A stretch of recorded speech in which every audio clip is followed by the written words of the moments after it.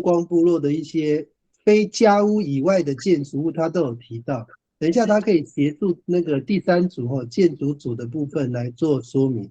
那第二位是我们请到拿告行信李春云老师，他会协助那个我们的那个老师好，我们那个协助那个采集组的部分不管是陆上还是水上就是他都会，你们只要有发言，他都会做补充协助因为他已经在那个阿亮的节目已经讲过那个碎石不那个季节型的野菜，还有野菜的分布、野菜的工具，几乎都讲过了，所以他会针对你们今天的内容做很多的那个补充跟说明。好，大概是这样。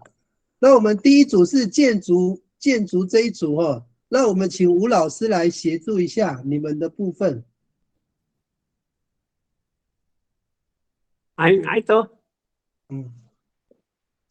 好，老师，那我们来看一下你们今天要讲的那个有关那个家屋以外的建筑物老师就你们知道的要有主语的如果那个建筑物没有主语表示有问题，表示那个不是传统阿美族的那个建筑物。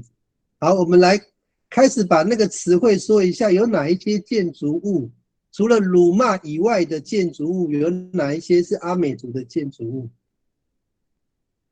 最简单达罗安呐，好，公寮啊，什么达罗安呐？老师，我们那个打卢案都是翻成公寮吗？对呀。有没有比较好听的公寮好像很不好听呢。那个工作不是阿里列是谷仓。我说达罗安就是巴拉的小那个休息的那个达罗安呐。农具老师，我上次传到赖群组的话，我现在等一下，我们的钟声很大声，听不到。好，等他一下。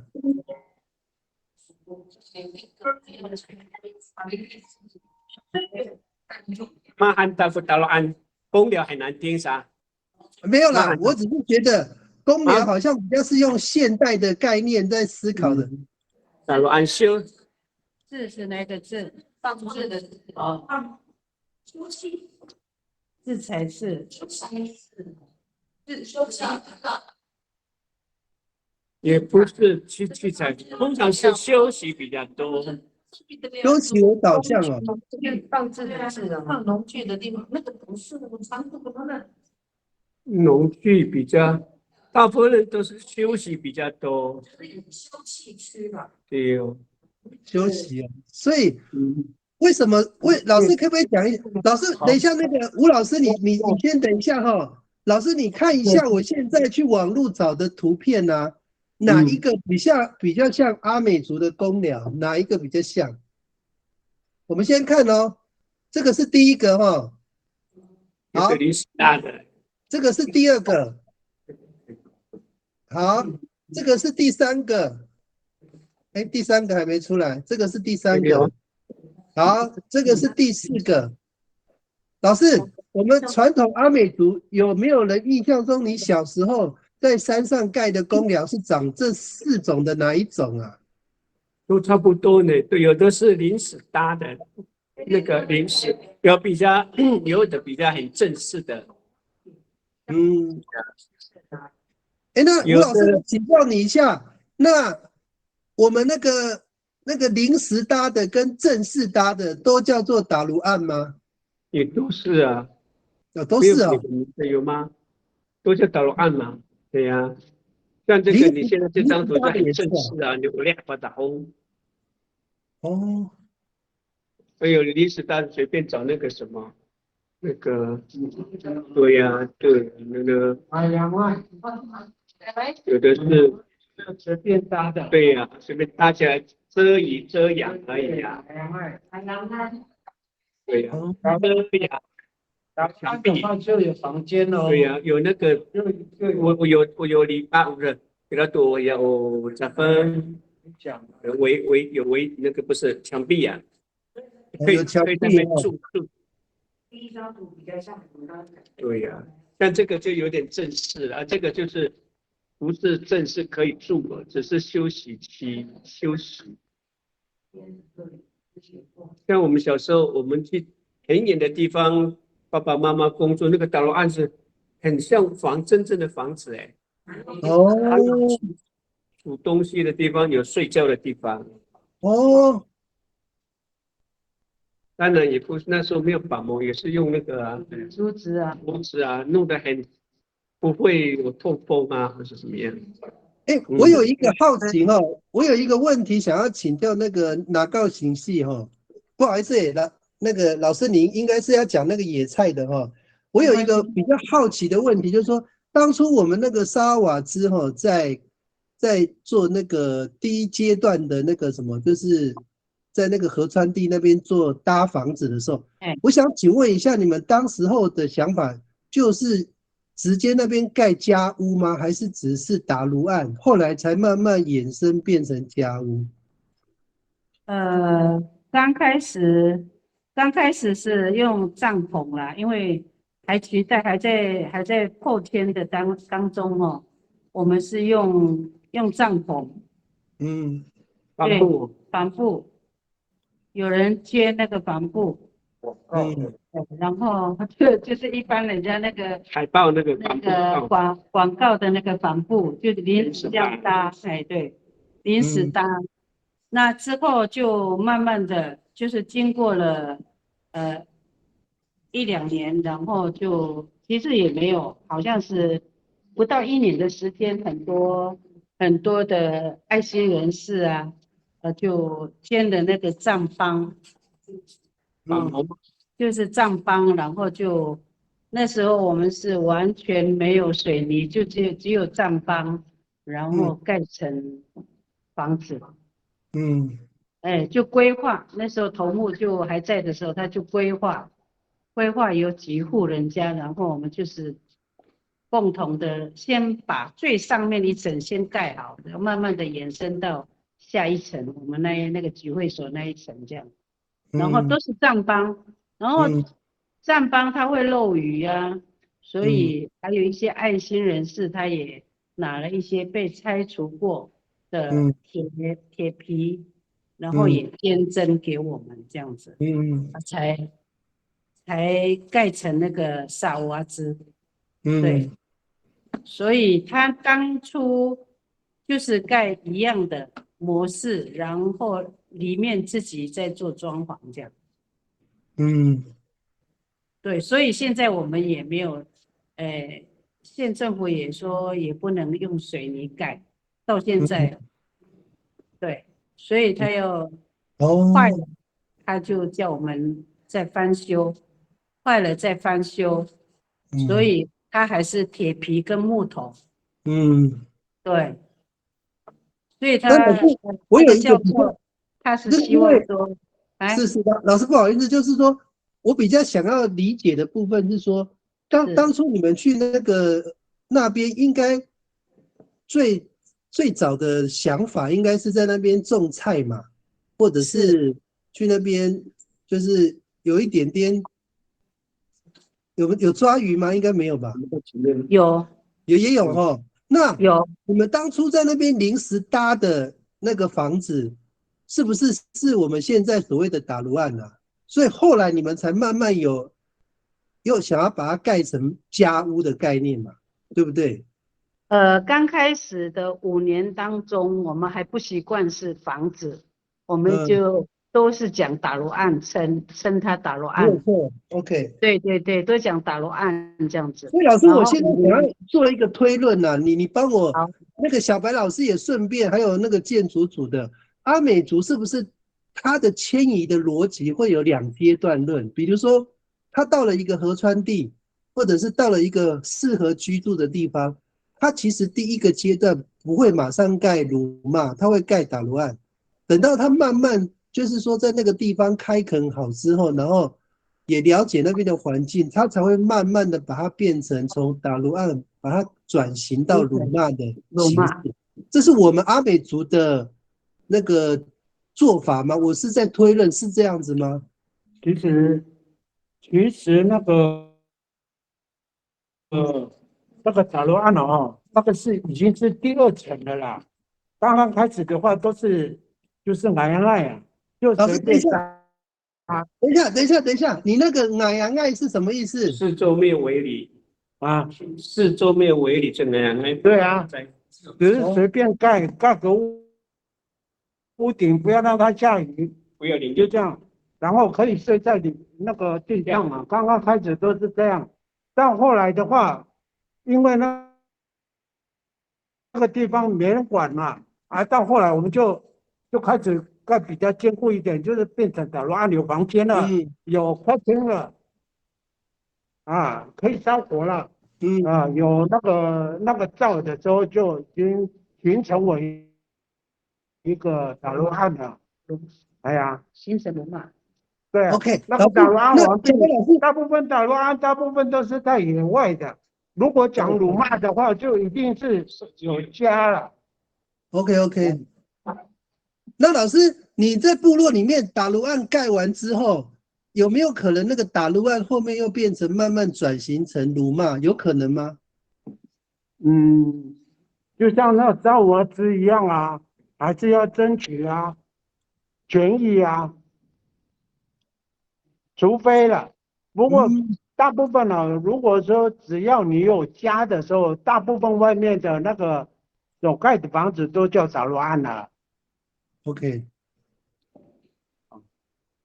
不是主要居住的地方。对啊，但是也不是主要居住的，但是很有可能是未来会居住的嘛，有可能吗？有可能。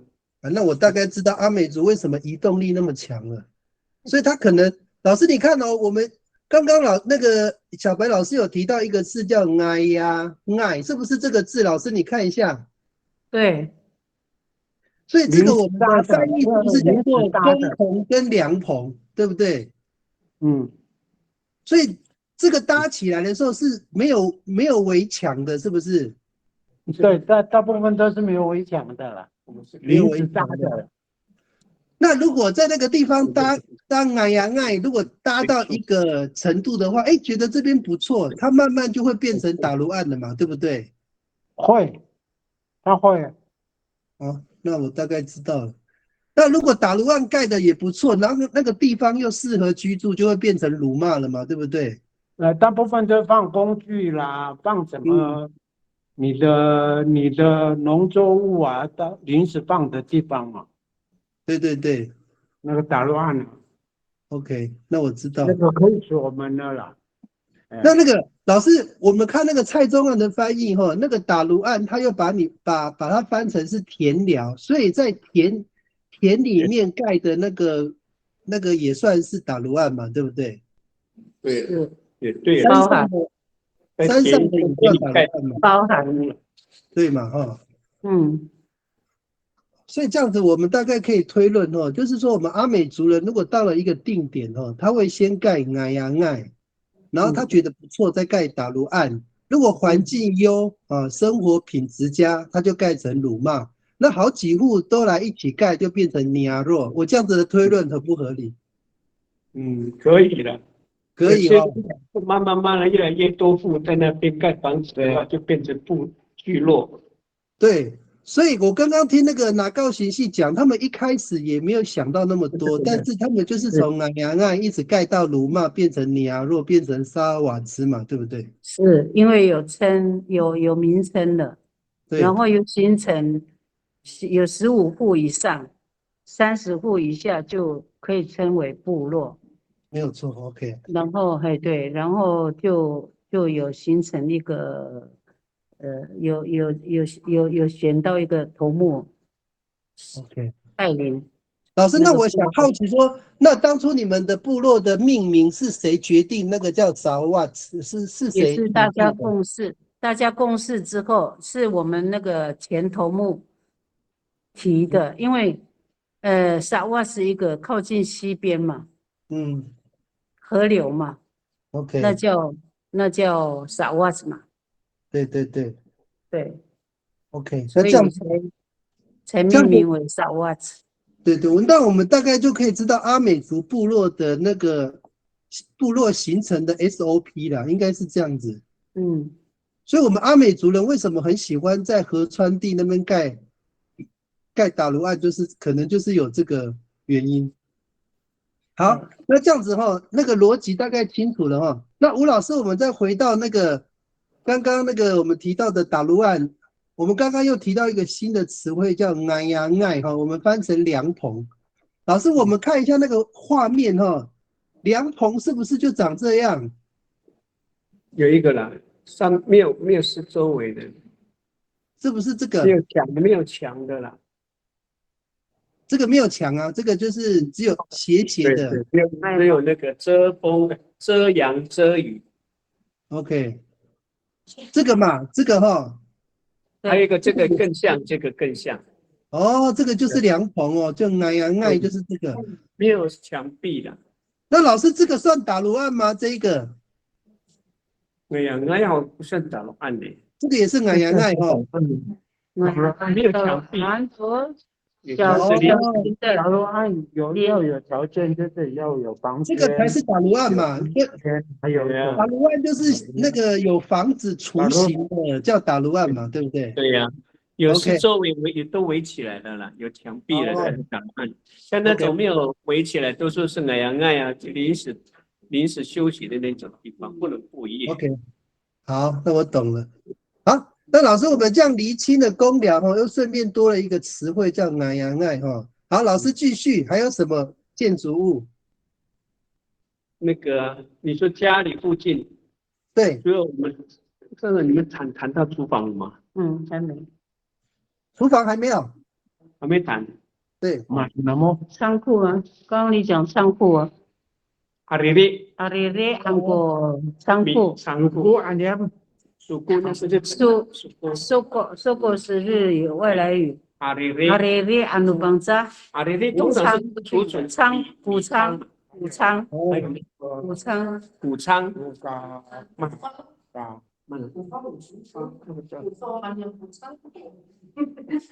哇，老师，我可能年纪不够，我小时候真的没有看过谷仓，它长什么样子啊？谷仓是它，你进去它是有一层跟地面有距离的。好，老师，你这样讲哦，你等我一下哦。老师，我们以前阿美族的那个谷仓是长什么样子？你看一下这个照片哦。你帮我选一个哈。好，因为这个是不是你们看一下第一个？可以放大。对，放脚。有脚的，仿那个老鼠啦，仿老鼠。好，这个第一个哦，老师，你们把你们记忆中最像的跟我讲。好，这个第二个高了。第二个，你们看一下第二个。没有那么高，这个还比较好，这个啦。这个比较像哦。我们的屋顶不会这样是平的。OK， 好，我们来看第三个，这个呢？现在这个是还没出来，第三个这也是啦。这是竹子，这个是竹子哈。我们没有竹子用屋顶的呢。哦，好，那这个呢？对，算。它的屋顶是什么？我呀，那个算是那个柏油那个应该是木头。什么皮？那个柏油的那个叫什么？对，有一种那个布啊，是用柏油的。对，现在然后再来就是不是用柏油布的，要再来就是用那个猫巢，用这个呢？带的，这个就是这个。这个比较像这个，但是没有那么高，我们的很矮，差不多2踏而已，2踏的高度，高度2踏离地面，这个有点高，不太像我们绑架，在我的记忆里面就是2踏的梯子。这个好像有石板，大概不是阿美族。对啊，它的读的会很高，会。OK， 那我们的是不是最像的是这一个，然后只是没有那么高？是没有那么高。哦，那我们上面有可能是茅草嘛，对不对？对。列 OK， 好。所以阿里列，我们阿美族早期的那个谷仓大概是长这个样子哦。是那好个马兰讲古报，小白老师也讲古报。哦，大部分我们所听到的都是讲阿里列比较多。哦，你跟古报我有那个听过耆老都会讲阿里列啦，讲古报是可能比较少数，可是我们也不能不尊重他们呢，他们的说法。哎，那个右巡他们马兰那边就讲古报，可是我们长滨讲古报是那个呢，厨房呢，对对对不对？所以对，差很多，哎，也可以列入了，也可以列入古报了，阿里列刮胡嗯，阿里列那个古报这样。然后都有写了。我们那个里瑞跟属固跟古报都有写哦。对对对对，没错。好，那我另外一个问题是，请问一下店主哈，那我们的谷仓一般阿美族人放的是什么样的粮食？小米啊，小早期米哦，是小米、海带、高粱啊，高粱、高粱，我们也对种高粱哦。高粱、巴里亚山，哦，我们是巴里亚山可，是我们那个以前的高粱，它是旱稻，是自然长，还是我们要种？自己种啊，自己种啊，哦，把四处的高粱放好了。大力。后来才会有那个嘛，去把诺海嘛，嗯，把你诺诺，去把诺海啊，把那老师，你刚刚讲那个高粱叫什么法利亚善，是不是？亚山，巴里亚山，巴黎呀，山对，没错。现在应该部落比较不会种这种东西的，对不对？对，以前都是一把一把的把它吊在那个阿里列里也有面。用堆的了，那个是 OK 那个海带也是一叠一叠的把堆着。 OK，所以我们的谷仓里面除了放那个小米、高稻，还有什么？还有稻子啊，玉米，玉米也有，玉米哦，玉米通常都是鲁麦稻玉米那个稻啊玉米晒干啊，要喂鸡喂猪啊。哦，它玉米是拿来喂鸡喂猪的，不是人吃的哦。那是硬的，不是，那是硬的，我们人不能吃啊。哦，以前是硬的哦。对，晒干过的，晒干嘿。可以储放。哦，是喂猪的哦，玉米是喂猪的。喂鸡的，喂鸡，喂鸡，喂鸡啊，喂鸭，那么浪费。然后还有那个稻子啊，晒干的要板奶堆在里面，把奶。哦，稻子应该是后期的嘛，那个日本人进来才有的嘛。哦，所以我们总共会有那个小米、高粱，还有玉米，还有稻子这四大类，对不对？还会有什么吃的？还有打粒没有不会放那边啊，啊？对啊，芋头会不会？堆在旁边就好了。没有存打粒，打粒是在厨房放。哦，它不会放在仓库，是不是不？会，会，那地瓜呢？也没有不放在那边。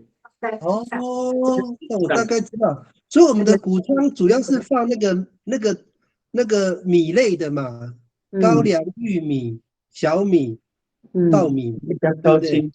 那个放比较久的，像那个哦，打粒跟地瓜比较容易腐烂，所以它不会放里面。而且没办法晒干。它那个马上就可以吃的，一个礼拜了解就要吃的，就没有放米仓。 OK，好，好，那小白老师，你有没有要补充的？没有啊，没有哈，都有讲到哈，我们大概就是四大类哈，主要是谷物类的比较多，像那个地瓜跟那个芋头哦，容易烂掉，所以它直接放在厨房嘛，对不对 ？OK， 好，那我们下一个，我们就讲厨房了。既然已经讲到厨房了，厨房怎么讲？好几种，现在我们去过来叫做 survey，我们秀姑人讲 survey，他们叫做 survey 壁照咖，照咖嘛，照咖，照咖，手告我们海岸的叫做虎豹嘛，对不对？手告，我们海岸我们讲古报，我们虎豹叫长虎，还有一个蛇蜜，我有听过，对，蛇蜜是哪里的话？地，蛇蜜，真蜜是哪里的？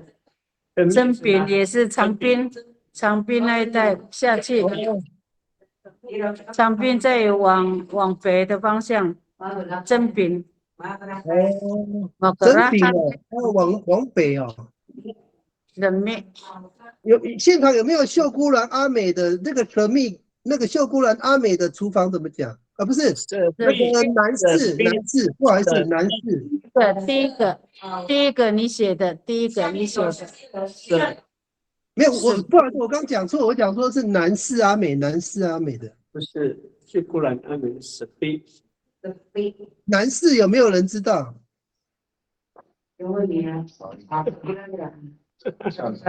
沙基沙亚的，你查一下好了。是 B，mana sekali ada mahal，一样应该是一样，有一些都一样。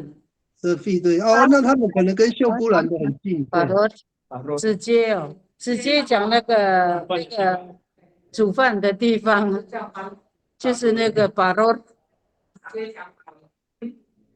有人这样讲哈，巴罗伊拉伊巴罗省，还是啊，那个我们那个怎么按给没的？有人讲巴罗呢，巴罗，直接讲那个炉灶哦，巴罗，后面还有一个啊。哎，炉灶不是放在家里面吗？第一改成 R， 巴罗。哦，是 R 哦。巴罗。好像没有这个字，没有这个，没关系，这可能是方言别了，没有这个字。巴罗我们是讲灶呢，炉灶呢。那个 D 啊，巴罗 D 的话就是炉灶啊，要不然就是就是炉灶，那 D 就是炉灶。对啊。哦，巴罗。就是好，对，好，对，这样对。巴罗，你的巴罗都搞过就是分家了。对。独立了，要独立了，那独立了，更多。就是可以读成独立了。对，又不一样。啊，你那个男士他是写 TARUV，男士啊 U 啊，那可能我们这边找不到了 ，TARUV 哦，PARUV，哇，好奇怪的字哦。PARUV，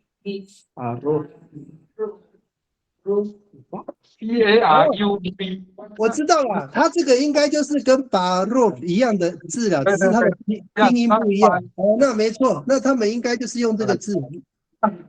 他们的字母跟我们的字母会不一样，U 跟 V。哎，你这个讲法，像说他们的字母，好像他们是另外一组的。我们把它归到沙奇莱雅了，反正沙奇莱雅跟他们的话一模一样。好，那我现在想问一个问题哈，就是说我们那个厨房之所以那么多的词汇，是不是我们阿美族人以前没有厨房的概念？厨房的概念，对呀，老师你们看哦，因为我去网络上找图片嘛，我找那个厨房哦，你们看一下这些图，你们的小时候的记忆啊，应该已经都有。我们以前小时候的厨房是长什么样子啊？是这样吗？这个很传统。不是，这个不是厨房，是这样吗？大陆安，也不是，这个是布农族，啊，这个呢？布农族这个不是，这个炉灶这个没有那么高吧？以前的炉灶是这样子，这个形状没错。但是没那么高的。给它打。因为我们以前的厨房就是旁边放木材，有一个炉灶。对，放木材，放那个锯好的一节一节的木材。哦。啊，最后一个这个，我们有这个有这种，你们有没有印象有这个画面？这个不是，这个是现代的那。哦。这个现在的铁架当炉灶不是，我们都是要早期是石头嘛，然后石头好了就在这个石头之间空隙的，我们用那个泥巴把它浮起来，对，对，用泥巴把它浮起来，它里面还是石头。都满。把螺，石头，然后再用泥巴围起来，你把它去把，你封起来。我们以前早期的厨房的长相就跟我们的巴洛是很像的，是不是？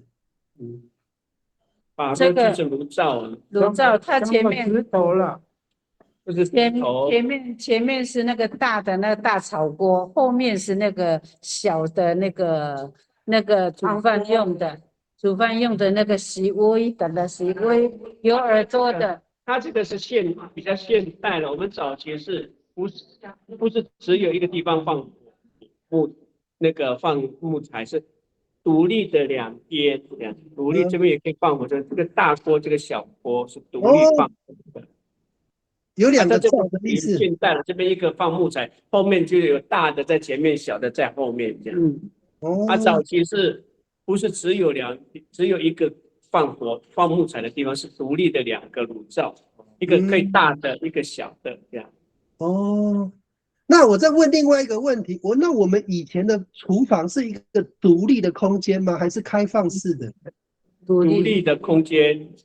所以它有墙面跟那个就是有门，有墙有门，四面的都有墙。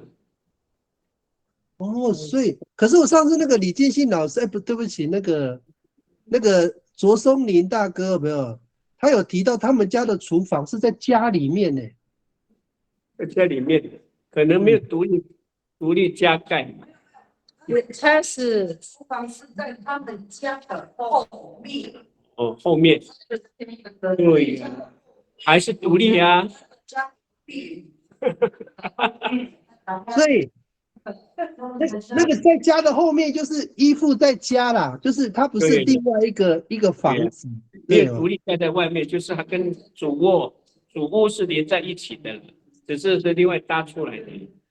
所以我们是不是阿美族人对这个厨房的概念并不是那么统一嘛，对不对？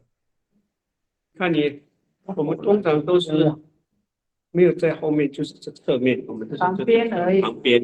就是反正跟主屋是连在一起。盖长方形的，比如说长方形，你从右边来算的话，右边来算的话是厨房，中间的话进来，你从厨房进来就是客厅，客厅再往左的方向的话就房间。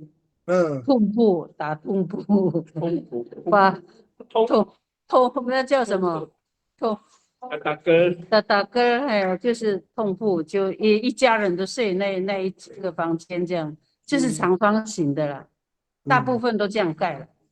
OK， 后来是这样的。最早期的时候，就像那个什么，我们不是去光复看那个头目的家吗？对。他其实呢，就一个大的房子，底下就有一个是框框的一个可以架3个石头，就在那边炒了啦。然后周围都是睡觉的地方或是休息，那是第一个阶段了，最早期的。然后到应该是日本时代的时候就已经有开始分，有前院后院还是旁边有这样子分它是这样子一直演进过来的。所以真正的讲说我们阿美族有没有那个厨房的概念，没有，只是在那边煮个汤，每次只有吃一餐就一菜八菜一汤，8菜一汤而已，没有那个舀那个没有啦，也没有炒。哎，那个大锅哦，汤，没有炒的啦，以前都是大锅汤啦， OK，就这样而已，然后就3个石头就在里面炒就汤，就煮一个汤就我可以吃饱人了。那是第一阶段啦，早对期对很早期， OK，没关系，我们只是想要理解哦，为什么我们的厨房的词汇那么不统一哦？应该就是有慢慢的演化，导致你看还有灶咖那个台语的词汇都进来了，所以表示就我们这个看到那别人做，对就学别人了，这样。对，这个是介词，表示我们的厨房这个概念是后期。对，好，没关系，下一个我们最后一个哈，还有什么？我们家屋以外的建筑物还有什么？有鸡寮啊，什么东西？鸡寮，鸡寮，鸡寮，怎么讲鸡寮？鸡寮，放牛的，牛棚，哎呀，主语，老师你们讲阿美语，阿美语，们，咕噜啊呢？你再说一遍，你说什么？老师阿美语有张，阿美语怎么讲？把古龙案哦，对啊对，牛舍，牛舍那就是牛舍，龙安，牛棚，那一定要放在还有路的旁边呐，路口。那如果还有照鸡寮逻辑，这个是构词呢，那我们如果是猪的话是把不一样哦，这样哦，爸爸不一样，爸爸不一样，把哎呀慢是不是？哎，不一样。也有叫白牙曼，爸呀妈，爸爸不一样，爸爸哎呀man，第三， lakukan aku niam，有没有真的，有没有专有名词？有没有专有名词？就是说不是答案的。等一下才跟你讲，那在永福那就是南诏。好多哦，把古龙案什么放牛班哦，是吗？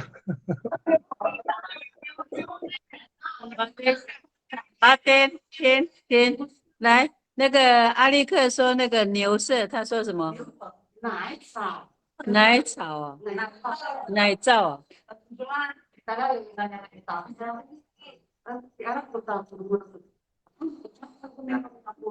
又是牛口，买内衣的，来照。不是开玩笑，那是可能是开玩笑笑说的的吧？话，真的。影视吧。好，没关系。我发现没有办法统一，但是我确认最后一个动作哈，你们看一下我们以前早期的那个我们的鸡寮、猪寮，或者是那个放牛的地方是长什么样子？你们看一下。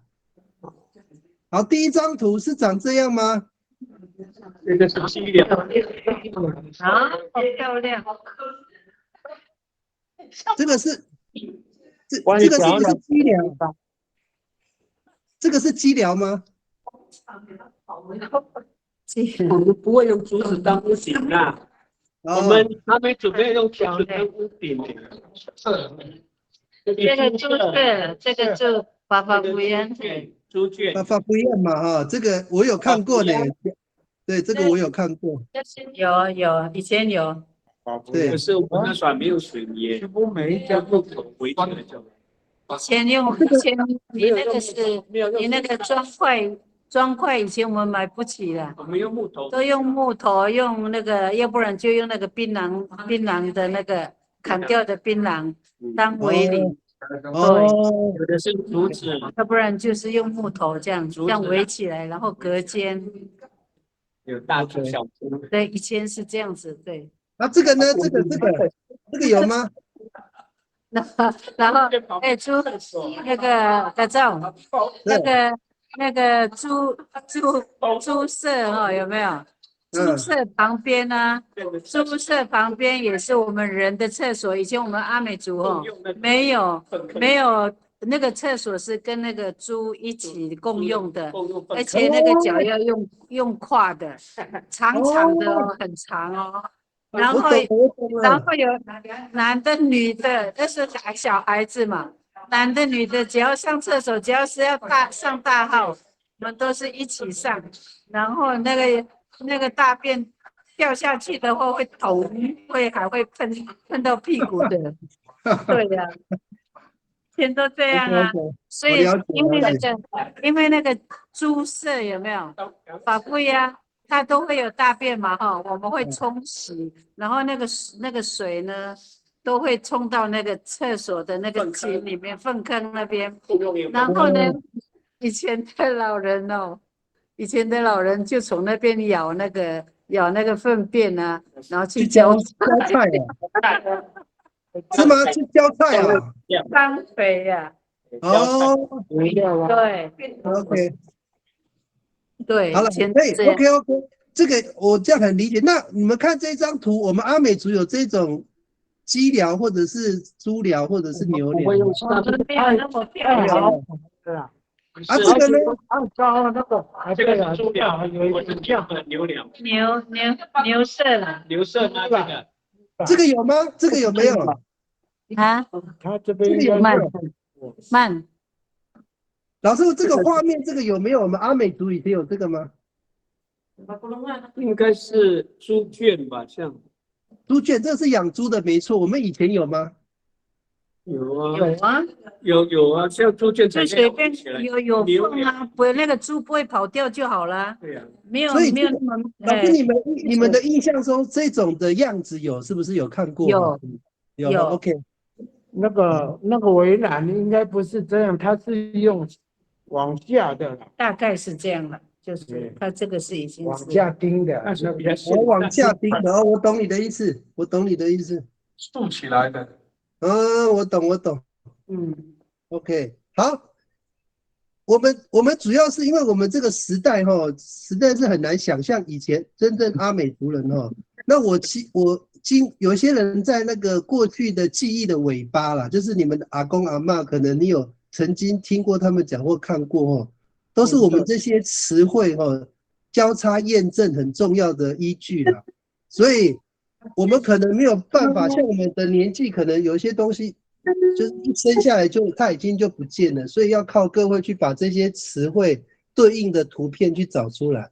好，那我们的第一个那个讨论先到这边，我们休息5分钟，到7点50。好，休息，米歇哦。那个馒头的钱给你了什么？在合计之前，对，还有没有？对，是那个，对，上一次讲到，比大致不安，以阿要诺比古穆里山，对，啊，都乌达达亚，米达达亚是米拉格劳，还有一个就是马里阿拉的时候，对，现在我们只有光复在用马里阿拉，就是办实事之后，平常都是没有关系，都是讲巴格朗。我们就按照你的那个，其实你们这个说法有一些人说比较正确。老师，你是用妈你不是用咪马里阿拉斯不是米里阿拉斯呢？马里阿拉斯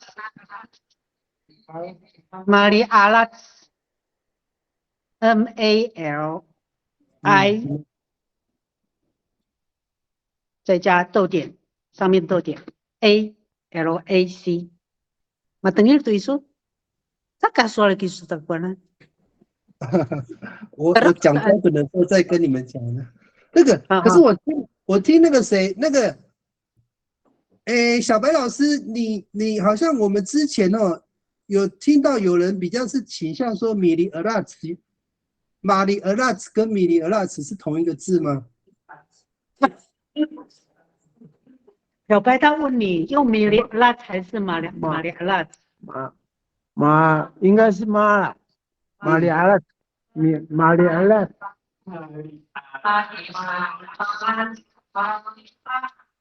因为我们那边没有讲那个马里阿拉这个，我也不，哎呀，我们就巴格朗啊。对，我们叫巴格朗啊。马里阿拉是靠海边那边的。没有，只有修古兰在讲马里阿拉兹，应该是修古兰，对。我找不到这个字呢，是不是没有？所以这个字典没有这个字 MALI，你那个字典是那个蔡博士，当然是海边，他不会马里阿拉扎。OK，玛丽，所以是 MALI 一撇 ARAC 对不对？不是 ALAC，哦 L，OK，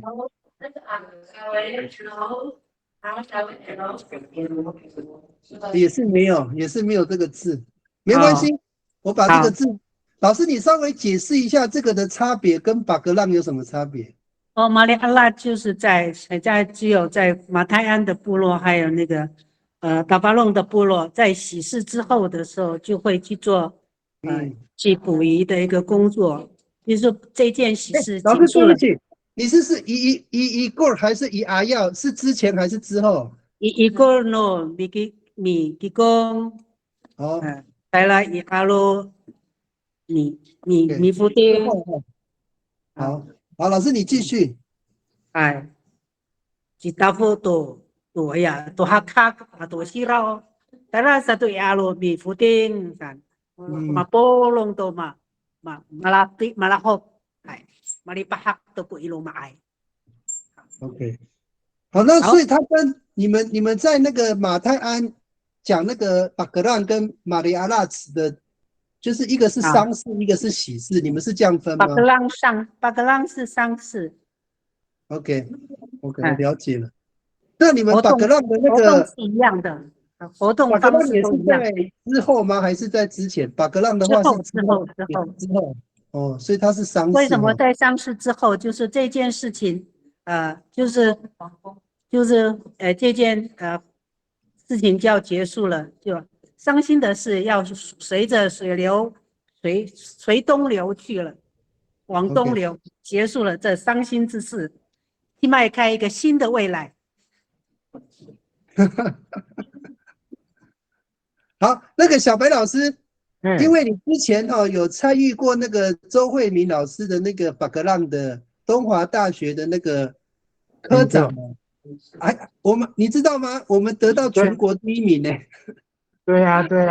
老师，你讲一下巴格浪是什么意思？你跟那个大家说明一下巴格浪。好，我来讲一下那个巴格浪那个巴格浪是我们以前老人家还没有那个会做渔具的时候，他们是用那个石头去打石头，然后那个雨后会躲到那个石头的下面嘛，所以他拿那个石头来扎石头，然后呢，那个雨的那个什么，那个漂也别慢点讲，鱼标。鱼的那个会浮起来的时候，那个鱼标会破掉，破了以后它就会就会死掉嘛所以那时候老人家就会用那个来拿，所以以前抓鱼的状况还没有那个什么渔具的时候，他们都是用巴格浪，用打的，用石头打石头的方式，所以叫巴格浪所以到后来的人都说那个是为了要洗干净怎么把事情，那是后来我们加注的。其实最先的时候，我去做田调的时候，我才知道说巴格浪就是这个动作而已，就是老人家要抓鱼不好抓，所以呢，他们一定要用石头去扎那个石头那个石头下面会有那个鱼所以他去扎的时候，那个叫做巴格浪不管是婚丧喜庆什么都是用最方便的方式，就马上去有肉可以吃，或是什么，因为那个山上的那个动物不好抓，不是天天等你所以只能到海边去打石头，然后那个动作叫做巴格浪所以之后的时候有那个渔获了以后呢，大家就煮一个汤嘛就这样子，然后后来这个巴格浪这句话就一直延烧到后来什么大格浪小格浪都来了，那是后来我们加注的那是后来加注的，所以那个巴格浪真正的缘由是因为老人家抓鱼没有工具的时候，他们用手抓，用石头去扎石头，咣咣咣的，你看到？到哦，啊还有音效嘛？哎，咣咣咣，对，它就咣咣咣的，你看到哈？哎，所以那个叫做巴格浪的来源，哎，就这样，报告完毕。好，啊，谢谢小白老师。我们看一下那个蔡宗涵的字典哦，他那个格浪是什么意思哦？格浪就是轰隆的一声掉地哦，格浪。他那个这个什么意思呢？这个小白老师没有把他的中文的直翻翻，叫做实证法。那个我们有一个捕鱼的那个技术叫做实证法，那个是很古早以前的人类才会用的，就是拿石头去砸石头哦。那刚刚老师说那个他的那个保持那个水面的浮力的那个叫做鱼漂哦。那我们用石头去砸石头哦，在水里面会产生很大的压力，会瞬间让它的那个鱼漂哦就震裂，那它就会没有办法透过那个去产生它的那个在水中的那个浮力，那个潜水艇就是那个原理啦，就是如果你把里面的水放掉，它就会浮上来，把水放进去就会潜下去，那个鱼就失去那样的功能，它就死掉了。哦，所以我们的祖先最早期是用把格浪哦，巴就是那个死啊，就是那个死什么东西，死它格浪这样，把格浪就是死它格浪啊，就是砸那个石头产生格浪的声音，大概是这样啦。这个得到全国的第1名的，你们知道吗？可能没哎什么人知呦，道，恭喜你们呐！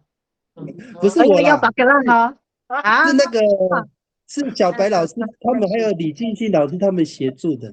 好，好，那我们继续哈，下一个。好，下一个就是我每一个季节都可以是把蛋，就是每一个季节都可以抓鱼。那我们也可以分说春天、夏天、秋天、冬天。我要把那个整个念给你听吗？个张拉汉，没有，因为这个词汇哈比较笼统嘛，就是说我们比较需要比较精细的时间。这个春夏秋冬就不用太蛋紧张，是每一个季节。没关系，这个还好，这个就感觉上比较像是，对，也不用。老师，我你们有没有知道，就是比较短，比较那个具体的时间，因为你春天那么长，春天3、4个月呢，对啊。对呀，就是每一个季节都可以抓。好，我们讲短一点，就是罗密汉。好，讲一下，比较明确就是的，白天对，罗密汉。那白天也有分为早上、中午、晚上都一样，要分吗？对，老师你要跟我讲那个比较明，比如说你看你们讲丧事之前、丧事之后或喜事之后，这个很明确啊，它那个有一个有意义的。那你说白天晚上哈，可能你要讲那个他的理由啦，因为你说晚上的话，你讲一个理由，我们就比较能够理解，对。像晚上的话，我萨达亚的，他就拉格劳，有些鱼要用晚上去抓，就像那个鳝鱼的话，你要晚上去抓它，比较容易。老师，你看哦，你们拉格劳有讲过，你看第5个我框给你看哦，你看哦，你们上次讲的还比较精准呢，你看它是在德伦努弗拉，就是在正弦月的时候比较适合米拉格劳，就是说你看他讲的比较准呢，就是在月亮比较大的，就是月亮一半的时候，正弦月的时候比较好去米拉格劳。那你讲那个晚上哦，晚上很长呢。你懂吗？就是说你讲一个比较具体的，说傍晚退潮的时候，或者是什么的时候，这样子我们比较知道。因为你讲一个比较笼统的时间哦，比较不好讲，因为这样感觉好像整个晚上都可以。那就算那个，我们就不要分白天跟早上、中午、晚上，这个就不要了。好，那我们就换处所。好，我们换处所的。处所哈，所以差不多了嘛，应该差不多了哈。OK， 好，那我们到处所。好，里亚，就是海边。对，这个就很明显。好，阿路，河边。河边嘛，老师，那个阿路的阿有没有喉塞音？有哈。好，再来。烦恼，池塘。哦，池塘。嗯，好，老师你继续念没有关系，我先好，把它沙瓦子，沙瓦子，沙袜子哦，就是对，沙袜子哦，那个沙瓦子，哎，还有直河播河河口，河口哦。对，哎，老师我问你，直播是河口还是海口啊？都一样，都有河口、海一样口都都可以有，对哦。对，对，好，好，那我们现在好了，我们触手好了，老师，那那我们先你稍微说明一下这个每一个，稍微简单说明一下。简单说明一下，对，好，里亚还要说明吗？不用了，打路啊一样，就是因为你们都有 stick 是专门抓什么？稍微带一下，很快速带，因为有录音呐，这样大家听的时候会比较知道。stick 做什么？抓鱼，抓蛤蜊啊，米 stick 伊利亚，哎，米福丁伊阿鲁这样子，因为 stick 很像只有用在那个海边哦，对不对？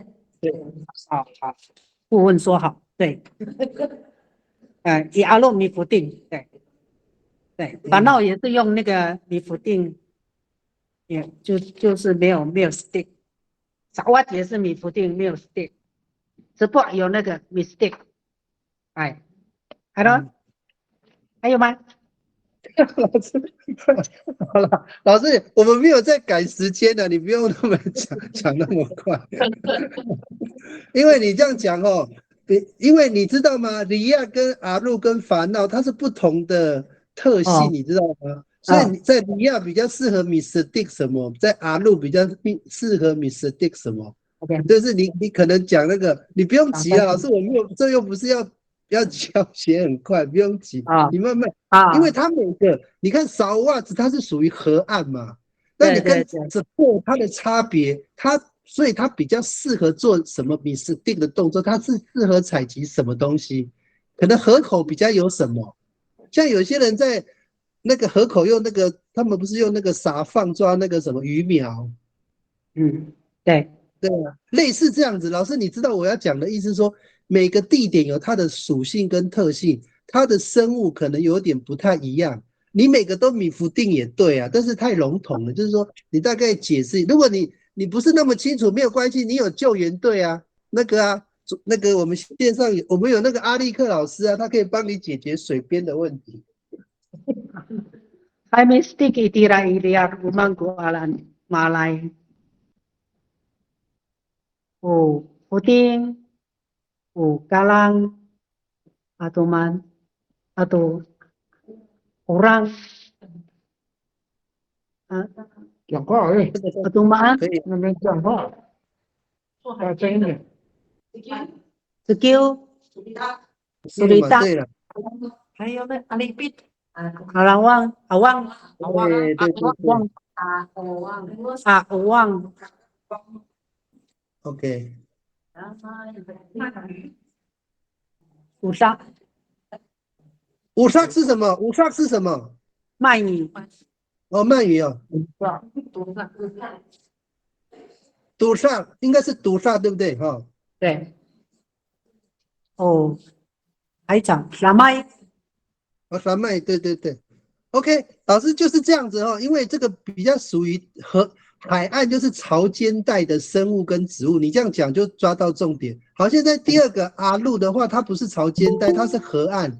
通常我们去河岸的 mistake 是抓什么东西，或者是采集什么东西？也是福丁，atau kalang, kapus,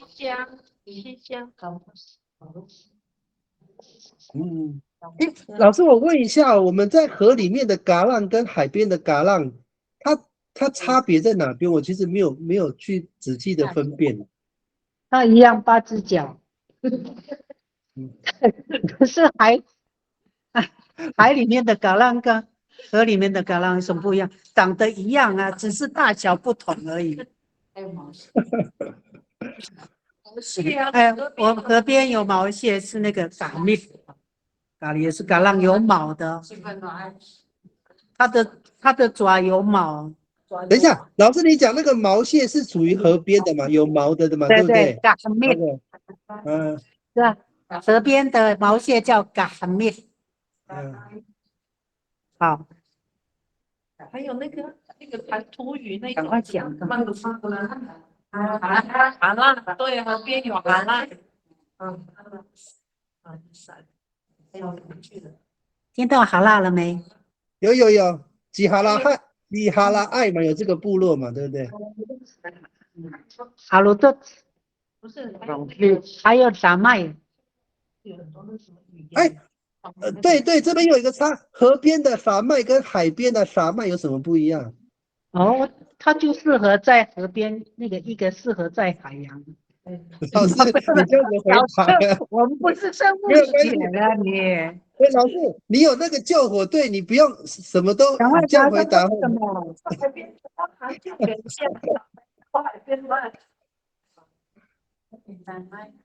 他说海边的傻麦跟那个河边的傻麦河边的法麦也可以吃吗？可以吃啊。在昂利赛它差异在哪里？还有叫什么？它在那个它的长相不一样啊。像那个河边的不是比较光滑、比较细，细滑滑的，就比较粗，比较硬。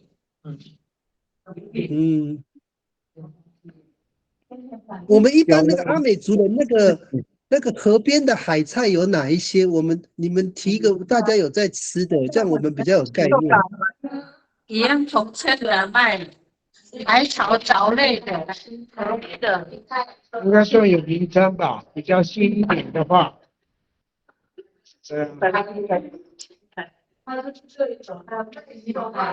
那么有分很多名字啊，那个安迪塞还有那个海带面啊，那个对啊。那个小白老师，你刚说海什么海什么东西？他们讲的海带面什么？海带面。对啊，不是直接弄那个阿美语怎么讲？然后吃酱油，这样就可以吃的啊，咔哧咔哧的响的啊。山麦。我拿什么呀？要山东哪里？刚才那个不是海边的过来呢？哎呀，也是这样，山东哪里刚才那个。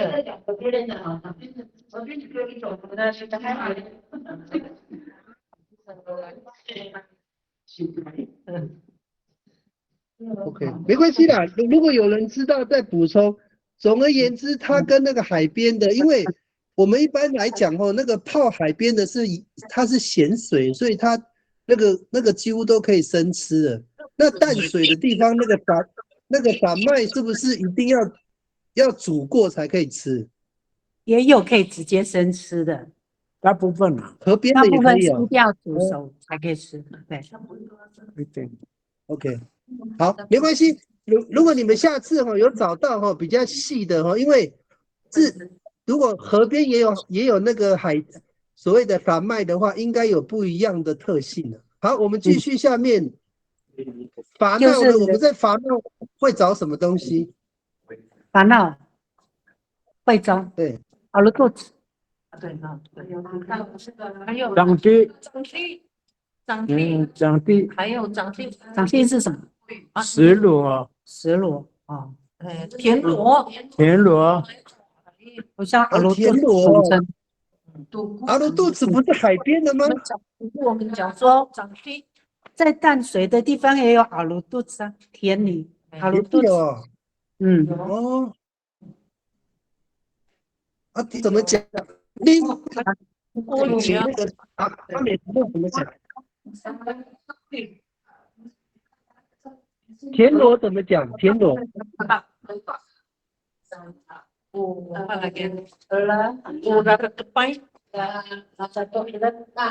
们有那个河蚌，河蚌怎么讲？比萨斯。好。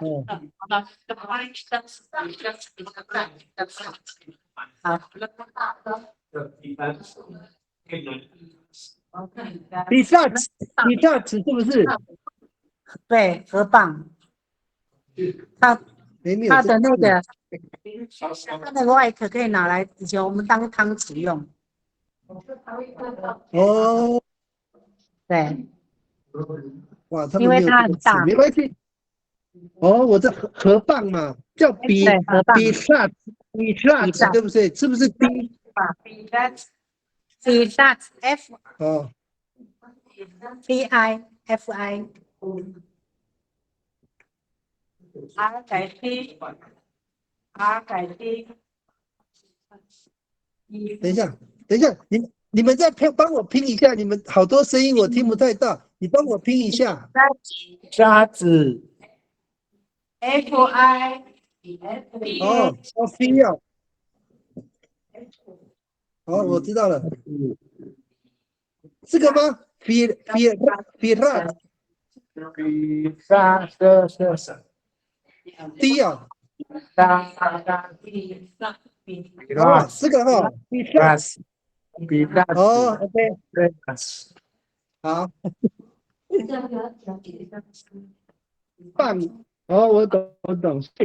这个是阿美族怎么处理这个？这个也要煮熟嘛，对不对对。 ？OK，因为这个不是海边的嘛。这是 OK，好，煮汤这里面的。我想问一下，我们阿美族人讲那个烦恼的时候，大部分是指用池塘的概念去思考吗？湖啊、池塘那些。对啊，池塘湖泊都叫烦恼。OK，那它就是淡水了。OK，好，下一个第四个沙哇，这个词汇河岸。哇，河边也可以找肥大子，也可以抓浮定、小麦，这些都可以。OK，就是它其实的属性就是跟那河边是一样的嘛，没有什么差别，对不对？对。所以它其实跟河的那个抓的东西，就是你们去 stick 的内容是差不多的。对的。OK，好，最后一个，这不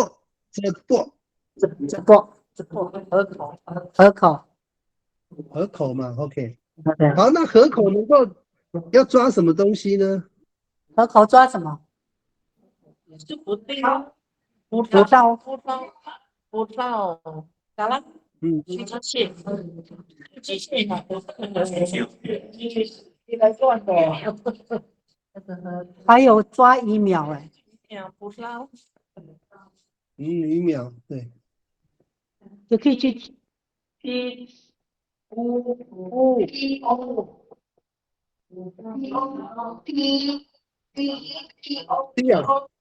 P.O.P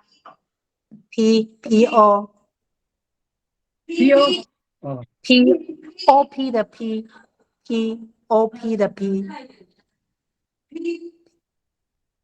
的 P，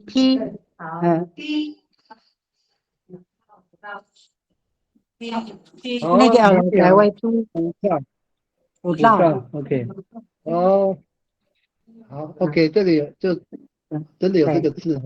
我们阿美族以前为什么要抓鱼苗？是后来才学的吗？那个鱼小也可以抓起来，也可以拿来吃啊。然后直接加那个酱油、辣椒、生姜拌一拌，再加一点点高粱，更好吃。OK， 我们以前阿美族会抓鱼苗哦。我们以前阿美族抓鱼苗的，后来我有听说叫撒放啊，这个撒放是原来就有的还是后来的？是大的三角网，对，大的嘛，大的三角网。抓鱼苗用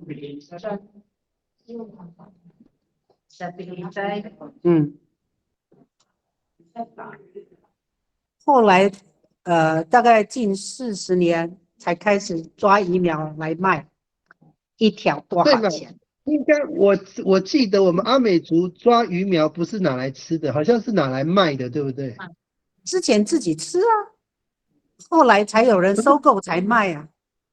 不是因为我们那个以前应该没有撒放这个字，这个撒放好像是台语呢。哦，收嘎。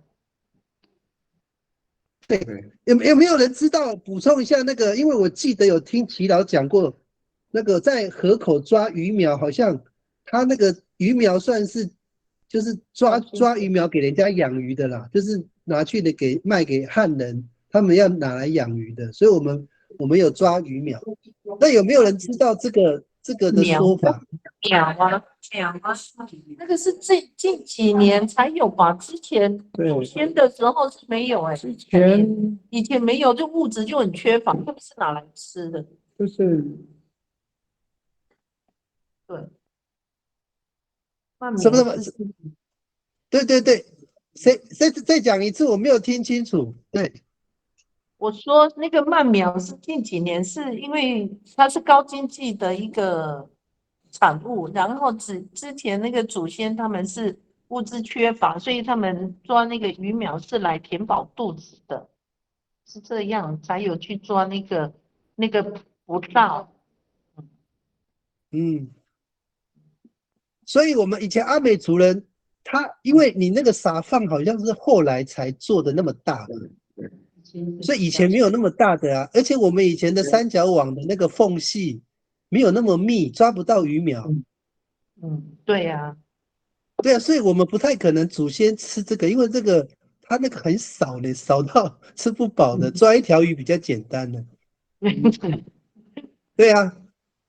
没关系，我只是确认一下。哎，你们有这有录音的，你们知道就知道，不知道不要因为已经录下去了，到时候人家听会以为真的有，没有就没有，没关系。我们又不是说一定要有，我们只是做一个确认的动作而已。OK， 好，我们现在就是我有没有漏掉？第一个利亚阿路烦恼沙乌啊，还有没有？刚刚好像我漏掉一个直播。直播有了1、2、3、都有了4、5个，对不对？都有了哈。好 OK， 好啦，老师，你下一次讲比较细一点，没关系，慢慢讲了。我们没有赶时间，我们这个都慢慢讲的。OK， 好的。那你看哦，我这边有特别帮你举例嘛，你其实讲的都比较大，比如说利亚的时候，你会在什么地方？比如说缓流的地方，或者是石缝之间，或者是石壁。我其实要的是这个答案，因为你讲利亚阿鲁法诺太大了。我现在跟你讲，对，好，现在就讲什么？水流处就是很急的地方，我们可以讲咖喱地。还不下一次了，22分了。好的。OK， 不急啦，老师你们就慢慢讲，不用急着讲清楚就好哈。OK， 好了，老师谢谢。好，我们休息5分钟就到那个路上的部分了。那这个部分我们等一下我们就跟那个翠云老师做搭配哈。那个我们就先请那个美惠老师，你这边先做说明。你今天有传一个那个 Word 档给我哈，我打开哈。你看你要怎么说明哦？老师，你要不要就按照你上面的表格来做说明？我们把一个季节讲完之后，就请那个翠云老师来做补充。等一下，先把先把敲钟。先把敲钟响完，钟声再来。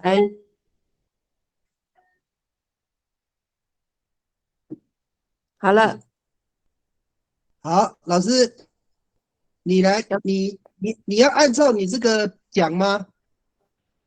可以啊，因为我们有的那个有手写的。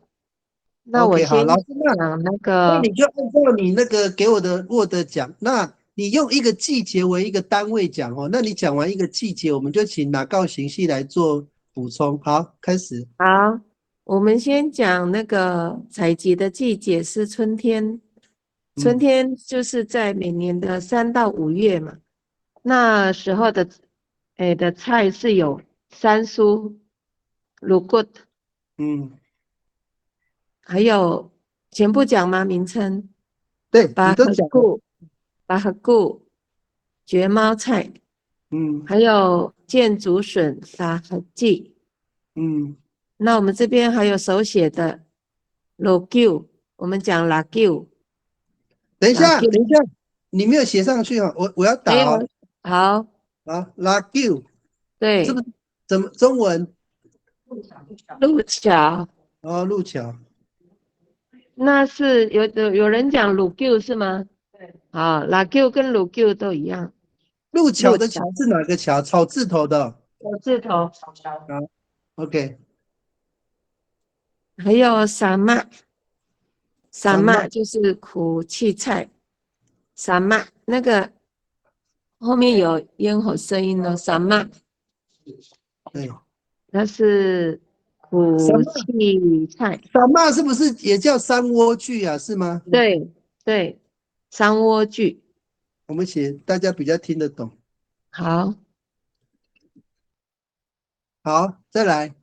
再来就是修姑峦那边是写那个飞机菜是咖喱咖喱福王爱，咖喱福王爱，也就是黑古鸡的一种一样的菜。我知道 higugi 了，我先写 higugi 哈，我听起来我就拼不出来哈。好吧。好，老师你继续 higugi，然后呢？ higugi，接下来了吗？哈。对。野苋菜就是Sina Osar，哦，有喉舌音对不对？有 Sina Osar， 野苋菜，野芹菜啊。野苋菜。苋菜啊。来，他写对了吗？Sina Osar， 还有一个 L。Sina Osar， 尾巴是不是？有 L， 对。OK， 好。Sina Osar 有可以哈。可以。好，接下来打牙令。哦，轮胎是不是？轮胎菜，苦茄也是轮胎菜是吗？那个令是 L 还是 R？L 吼，这个中文怎么翻？这叫做苦茄，茄子的茄。苦茄菜啊，好。对。好，还有吗？我们手写的给你的就先这样，之后再增加。OK， 老师，那你再继续讲一下它后面的地点跟时间。它采集的地点就是在山苏啊，那个蕨猫菜大部分都是在山上或者是野地。路桥呢，就是再来就是建筑。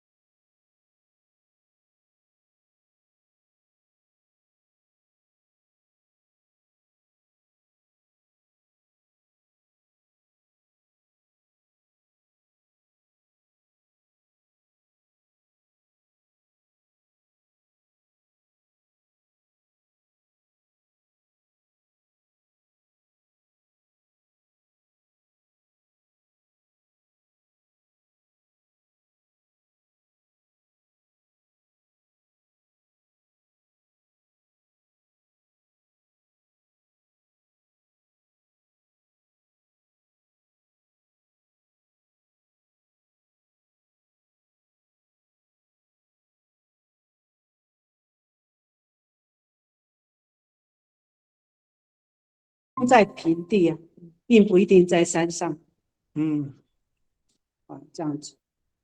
垃圾也一样，嗯对， ，OK，因为你再去山上找的话，可能你都来不及，你都没有，自己种，自己采集，自己吃。报告完毕。所以那个米粒老师的说法是，现代人种植的方法会模拟那个植物需要的环境嘛，所以他可能山苏就用那个黑网去遮，就模拟它需要阴凉的地方，是这个意思嘛？对不对？是的。 OK， 好，没关系，我们先不用模拟哈，就按照它原来应该要采集的地点。好，那个美惠老师还有没有要补充的？因为它们生长的地方都是比较也就是自然长的地方了。我刚刚讲的地点，对，都是大自然的地点。因为鲁布本来就是原本就是长在山上，OK， 没关系。那个米粒老师只是补充说，它的环境人类可以模拟，因为现在要做正义嘛，对对对对，这个没问题。对 ，OK， 好 ，OK， 那我们请那个翠云老师哈，因为他对这个很熟悉哈，他们在沙瓦兹也有做过春夏秋冬的那个野菜的分类哈，还有他有去上过那个阿里样的节目哈，都有做这个说明。那我们请翠云老师补充看看哪个地方需要做补充的。需要补充的。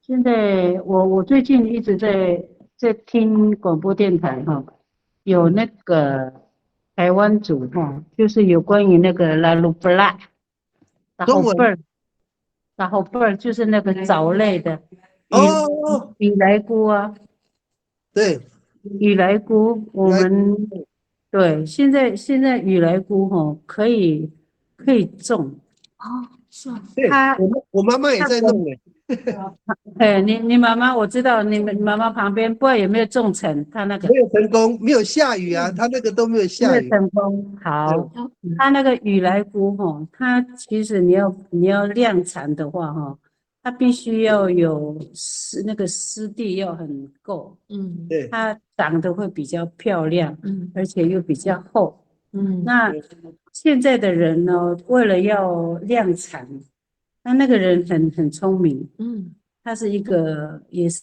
硕班研究那个雨来菇哈，他就量产，都是卖给一些高级的餐厅，因为他的名字很诱人就是那什么亲人的眼泪，对，所以很多一些大饭店都会去收购这个东西，它都是台金的，它都算台金的，然后在1个礼拜内要赶快用完然后它那个是经过研究以后我们阿美族很早以前就有在吃，但是它现在已经可以卖到饭店它也是怕说会中毒啊，或者是会怎么样卫生的部分它也有经过研究，所以它的水质都是山泉水，能不是别bahaya urip，所以我们反正吃归吃，但是还是要卫生方面还是要特别的注意一下像蜗牛之类的蜗牛我们它有卖，但是它还有放个1-2个月的，等于就是半个月，它整个里面吃的东西要全部排泄出来，然后它要用自己无毒的那个一些像基本上蜗牛它是吃地瓜叶嘛，无毒的都要用无毒的那一些植物，然后去喂那个蜗牛，所以在这方面要量产，可能就是要用这样的用无毒的东西，跟水质也要很清澈，对，所以那个要卖那个雨来菇也不是那么容易啦。老师，那我问你一个问题那你刚刚提到雨来菇，它有季节性的那个差别吗？就是它是春季的植物吗那个都有长， ？OK，都有在长，四季都有在长。但下雨它就会长出来，就会膨胀。 OK，它平常我们都看不到它，它都是干掉的，就像一个很被晒干的那个木耳一样，有没有？泡水就膨你有没有看过胀。那个一片的，那个要怎么形容？对，有啦它那个有在旱地哈，它就会长哦。然后呢，只要你有下雨有够水分的话，它就会膨胀。 OK， 好，没关系，因为老师你补充的我想说就那个春天的那个野菜啊，你有没有其他的看法跟建议的？就是他讲的是不是已经很充分了？有像那个野苋菜呀、跟那个山莴苣呀、萨玛啊，那个飞机菜呀、我刚刚你讲那个飞机菜，你是讲什么？那个高地福王妹慢，我们是讲那个，cookie，我们是荷兰盖，讲对啊，我们讲荷兰盖，叫哈古兰盖。哈古兰盖，对，哦，好多话哈，多呀，哈古兰盖和个诺念过玉里的哈古黑古给，哎，对，那个就是老师，你们有空的话，帮我把那个词汇传给我不好意思，好哈我怕古兰盖。我打的时候会浪费大家的时间。对，好，夏天要写一下哈古兰盖。也是吗？老师，我想问一下，就是说，所以他现在列出来的那个菜名呢，菜名都是春天的野菜，没有错误没错。 OK， 嗯，好，那没有关系，我们继续下一个夏天的部分。好，夏天的是6月到8月份的菜，对，有嘎古鲁特，野苦瓜，有哈，我已经有跟对，然后再来就是达姆拉克，对，瓜类，现在都是瓜类，没错。也是咖喱蛋，咖喱蛋咖喱蛋，再来就是薯桂，没错哈，还有古米奥特，红薯瓜，龙叶子，还有这边有补充的，就是咸丰草。怎么讲？我们是讲嘎西比赖啦，嘎西比尔，这边有那个秋美老师手写的什么怎么念？好难念的，你们的那个怎么念？有2个子音啊？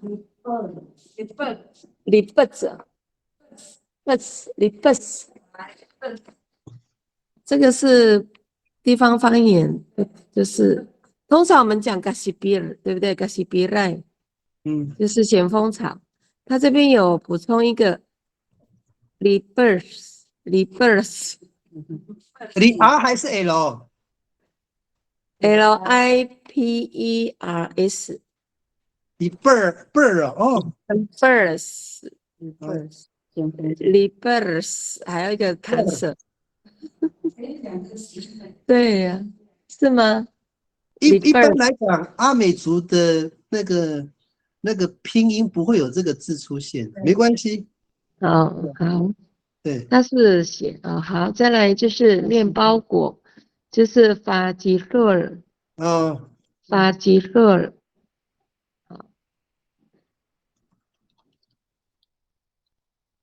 还有吗？有那个九粒就是大黄瓜，它这边是写什么？节瓜吗？节瓜，我们九粒也是大黄瓜嘛。对哈，再来就是法吉路有了，就是法答案，就是树豆，对哈。这个时候有吗？树豆没有这个时候呢。是有吗？树豆没有在这个时候，啊，真的吗？到什么季节？什么季节？我答案是在3、4月。哎呀， 3、4月是春天的吗？哦，那春天哎，哦对，在5月以前，那法达没有提到春8天月豆了，啊，这是秋天。 8月豆是夏天，到底所以把答案是春天还是秋天？秋天，秋天哦，OK。秋天采收。春那就天种，年底收。哦，那就不是在夏天就对了。 OK，我们改成秋天哦，把答案是秋天。好，对，就改在那里。那现夏天的就是8月豆就是这几个，啊，木块，金木块。就以上这几个菜的名 OK 称。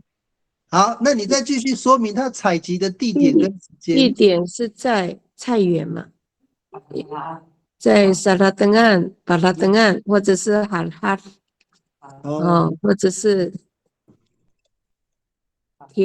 田边，或者是菜园，大部分都是在野地。给老师，我有一个比较好奇的，因为我们其实在都市长大的人呢，我们知道所谓的水田呐，那一般我们常听到有旱道、旱地，但是到底旱道、旱地是指那个地板干干的没有水就叫旱地吗？是这个意思吗？是哦，啊，怎么判断？它搞不好下面是有那个有水分的啊，就是表面只要是干干的，就是旱地，是不是？要怎么判断？看你种什么东西适合在旱地，你就在旱地种。对，我的意思是说，我怎么判断这个地是旱地？就是大概要怎么判断？没有判断，没有水的就是叫旱地，就没有水的就叫旱地，所以对我们一般只要没有水的，盖的都是旱就不算地就对了。对，是吗就是干干的啊，就是没有水的。所以它没有那么难判断，只要地表上没有任何水分，就是旱地就对了。对， OK， 哦，那我理解了。好，那因为我很好奇，因为旱地，如果你说地表上面没有水，那沙漠也是旱地啊。沙漠吗？对啊，沙漠没有水也是，就是可是沙漠也上面讲旱不能地吗？也可以讲旱地。沙漠上面不能种小米跟高粱啊。那个怎么讲？沙漠不是拉格拉了，拉格拉了，拉格拉了，就是有没关系，老师，我问你一个问题就好，比较快啦。那我问你，小米跟高粱要种在什么地方比较适合？旱地，我知道是旱地，因为我不认识旱地是什么。哦，大家知道旱地了。对啊，干坡地，不用灌溉，就像那个种花生、种玉米啊，都是旱地。旁边没有水，只要没有水发水源的地方。水田就是有水的地方嘛，旱地就是没有水的地方，不用灌溉不用灌溉的。那它的土质跟土壤有什么差别？是没有差别，是不是？他们就是比较沙地比较多，沙地是不是？排水比较好。哦，我懂了，就是说它本身不是黏土，不是那种很黏的土，是比较偏沙质的，对不对？它比较耐干旱的。所以下雨的时候，那些土质不容易吸水，所以它会导致它长期属于干燥的状态，是不是这样？所以它的土壤一定不是黄土跟黏土，对不对？对，是吗，吴老师？它排水都比较好，不会积水。那我了解，我懂了。OK， 好，那我这样大概了解。所以旱地就是比较适合种什么？刚刚你们讲花生啊这一类的东西，对不对？就刚讲的啊，是小米、高粱都在旱地。OK， 花生又喜欢在沙滩沙子。所以这样子以后不是我说，其实我要厘清的，也就是现在新生代，你们不能说汉地他们就天生知道，他们不会知道的。就好像我跟你们讲那个晶片，你们也不知道什么叫晶片啊，说什么 IC 设计，你们不要以为这是我们天生就知道了。汉地就是我其实大学以后才知道有这个地，你知道吗？所以可能要理解，就是说它比较偏沙质地，它比较土质不会吸水，才会导致它会长期干旱。那这种土地比较适合种小米、高粱跟花生那一类的植物，这样说明对不对？对 ，OK， 好，那继续。好，采集的时间也都是白天。白天哦，这个采集应该是只要成熟都可以采集，所以这个还好。OK， 那个请那个翠云老师就根据那个美惠老师的内容做补充。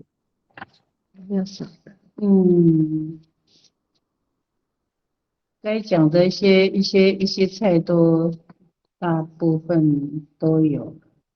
那个山苦瓜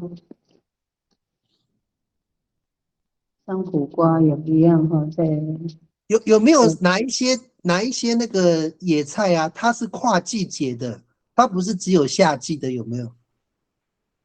一年四季的，一年四季就是像那个现在那个野苦瓜，像那个轮胎哦，现在我看到有人都有在种哦，还有那个藤心啊，藤心现在大家都有在繁殖，自己会在种，在一般的水田都会种，只要是有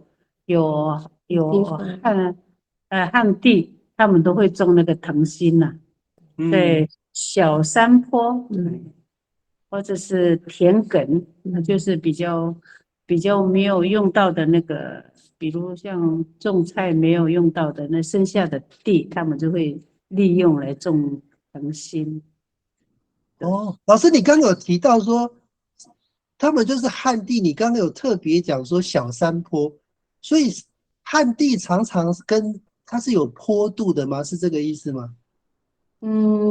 比较高一点的，比一般的那个，像水田啊，它总是就像你看看你想一下，你们丹曼的那个后面，原来我住的那栋房子，去秀秀，他们后面不是有小山坡吗？有没有？对，所以它是斜的意思，就是说它这个旱地斜坡，对，有斜坡，就是水质比较不容易进入我到懂这个逻辑了啦。你看哦，我们这样统合来讲哦，我越来越理解旱地了。旱地的条件，第一个，它的土壤是偏沙质的；第二个，它一定要有坡度。你们知道为什么吗？因为不会积水。对，它的水不容易，就是说沉淀在那个土壤的下面，因为它就会往下排嘛，所以它不太容易留住水分。所以旱地的条件就是坡度加上土壤的质地了，那大概就是这个。所以我们如果要种高粱、种小米，就是种到有山坡地的那个，就会比较容易成功嘛。是啊，这样就理解了。OK， 好，老师你继续。还要继续讲吗？没有。那所以那个翠云老师没有了哈。那 OK， 那我们再讲。直接讲那个龙儿组，听说夏天它的那个心啊嫩的地方是比较长，冬天会比较短，这样是不是小白老师？是不是吴老师？夏天龙儿它的那个嫩的地方是比较长，夏天会成长的比较快，冬天成长的比较慢，所以在嫩的部分就比较短。有听到吗？比较长得快。所以那个嫩的地方比较长。夏天的龙儿那个嫩的地方会比较长，长得慢。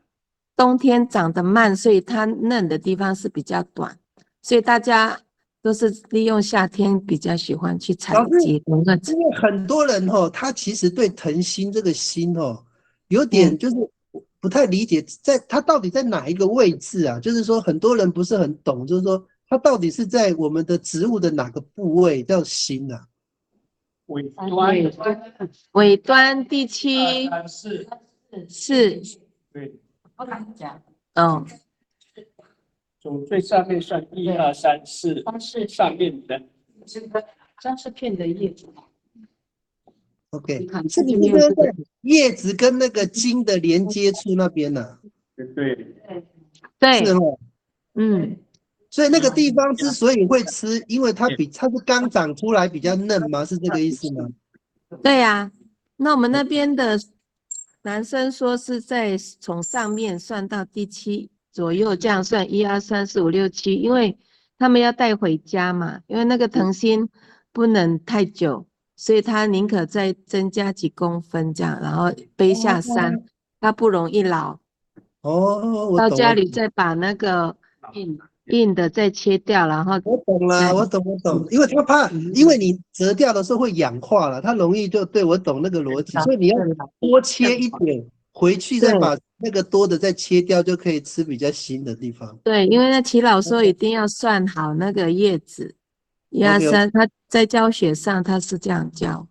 哦，那你说这个是采集的一个技巧吗？不会让就回去才比较容易吃。OK，那我理解。